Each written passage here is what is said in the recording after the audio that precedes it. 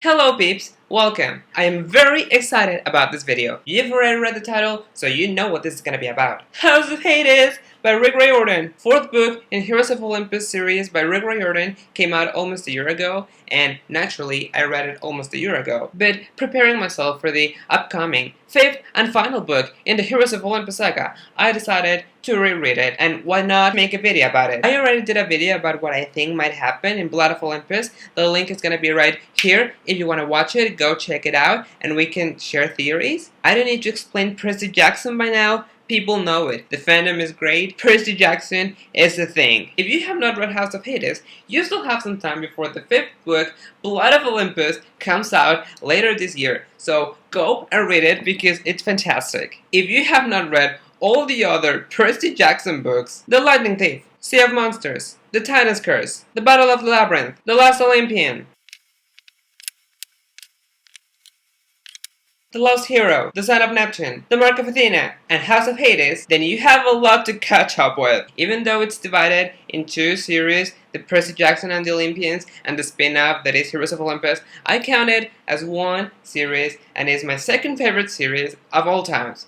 Only after the one with the wizard and the witchcraft skull, yeah, that one. If you have not read House of Hades by now, then go read it. Go read all the other Percy Jackson books that you have not read by now, and then come back and we can discuss it. But right now, I'm gonna be giving spoilers, like a lot. So yeah, go, bye. I'll see you later. Alright, let's get to it. We have all 7 demigods from the quest having a POV, and wasn't that amazing? Even though some of the characters were somewhat neglected, Piper, it was beautiful. Everyone is so down in the dumps because Percy and Annabeth are in Tartarus, and who wouldn't? My OTP was in the deepest pit of hell. It was so heartbreaking to hear that everyone was blaming themselves. Sure, a lot of them could have done something to help them, but I don't want you to blame yourselves, guys. Let's just get to work and fetch them back. We start with Hazel. She has to make Annabeth and Percy proud. She has to control the mist. That was fantastic. She's praying to her dad to help her, and then suddenly the horse appeared. My theory is that it was Hades who sent him. Even though he has no dominion over horses, I'm thinking that Hades, Pluto, whoever sent Riordan to her. We see from everyone's POV that Camp of Blood is getting attacked by the freaking Romans. Percival is going through Tartarus, and that was so scary to see them going with all the monsters. There's the part when Percy Jackson started to control venom to poison the misery. That part scared the crap out of me. Percy, what are you doing? You're not supposed to be doing this. You don't control poison. The fandom is conformed by people from all ages, but these books are supposed to be for children, and it was a very dark book to send your 2 main characters to hell. Literally. Even though my favorite camp is the Greek one, I have to say that the Romans had a great part in this book. Jason was alright, but Frank and Hazel were awesome. We're in Venice. Hazel is passed out because she was poisoned by these cow animals that spit poison. There's just poison everywhere in this book. Frank has to embrace the bravery that is to be a son of Mars, to get rid of all the monsters that are in Venice. Frank has never been my favorite character, and out of the 7, if someone has to die, I would still say that he's the one who's gonna die. But that part was so awesome. He's so powerful, but he has low self-esteem, so he's like always a klutz. But that part, when he just embraced being who he is, so great. And then we have Mars talking to him, and Hazel, from the beginning of the book, she's starting to learn how to control the mist. When they were fighting Skyrim, she did an amazing job confusing another demigod. Pluto appeared as well and tell her that he was proud of her. When your godly parent appears to you, even with a split personality, is because you're doing something great. In the end, when Frank took the lead and became a praetor, commanding the ghosts to attack the monsters, oh, so great! This book really made me appreciate Frank and Hazel more. Then there's Leo, who was fantastic, as always. The part with Calypso, Gigia, Ah, so beautiful. Rick, you know how to do it. When he first got to Agigia, and Calypso starts yelling and cursing at the gods because they are mocking her by sending Leo because he's not tall and muscular and white. What a bitch! I was annoyed.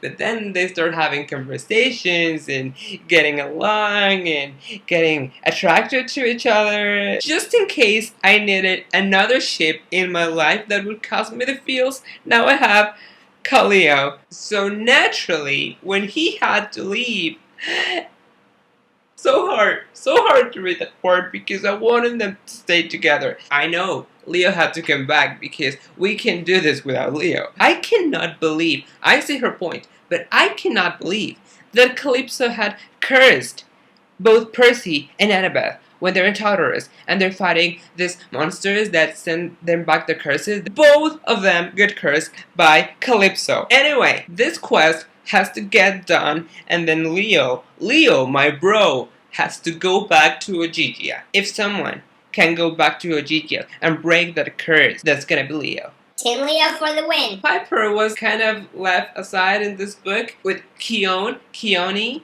the snow goddess. She managed to wake up Festus with charm speak. That was interesting. I just like the part when she's confronting Keone and her brothers, and Keone is trying to humiliate her, telling her that she's not a real hero because he has no special powers, well, not offensive powers. She realizes that she is the hero. She gets into her skin. She's alone. Everyone's frozen. But she manages to get things done. That was top-notch Piper material. Now Nico, the thing about him having a crush on Percy, that was leaked into Tumblr weeks before the release of House of Hades, so I had already been spoiled on that. Still, when I read it in the book, I was very surprised.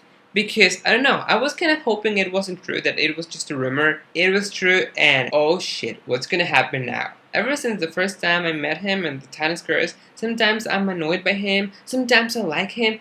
I don't want him to be left alone. I want him to be on our side. But, I mean, he can end up with Percy. Percy's with Annabeth. Then what's gonna happen? He keeps saying that he's over it. But through the book, from everyone's point of view, we can see that that is not over. After the big revelation and that Nico and Jason are speaking, there's this line. If the others found out, you'd have that many more people to back you up and to unleash the fury of the gods on anybody who gives you the trouble. Such a line. That was, love that line. Jason is not my favorite character. He's alright. I like him, but I'm not head over heels for him.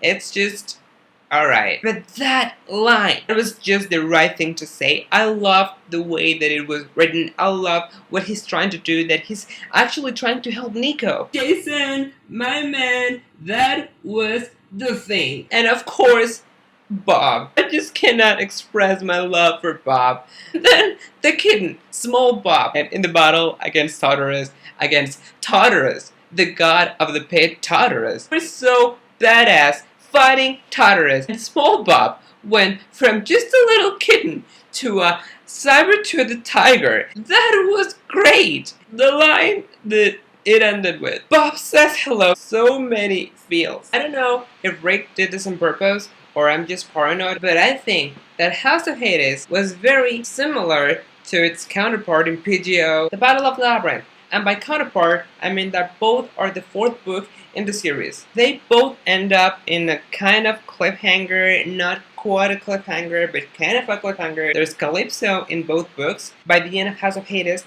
there's a huge reference to the Labyrinth and Daedalus.